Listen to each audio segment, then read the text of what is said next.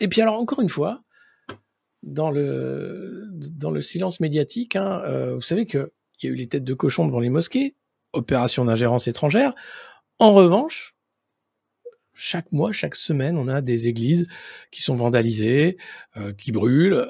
Et puis là, c'est une croix, la croix du col de la Crouzette, à 2337 mètres, voilà, dans la vallée d'Échelle, hein, en Haute-Serre, en Ariège, dans les Pyrénées, qui a tout simplement été détruite à coups de masse.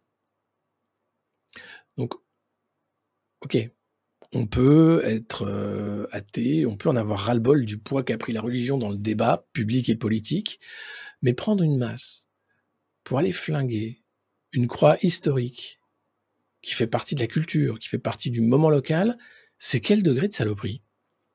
Et c'est quoi le message? Et c'est pas la première croix d'un calvaire, d'un sanctuaire, qui est flingué comme ça dans un truc. Ça commence à faire beaucoup. Et vous savez, ce poids de la religion, enfin, il est vraiment très présent. Je vous parlais de la façon dont la Middle East Foundation pousse les intérêts américano-israéliens par le biais, bien sûr, de la guerre de religion. Aux États-Unis, Charlie Kirk était un évangéliste, donc chrétien ultra prosélyte.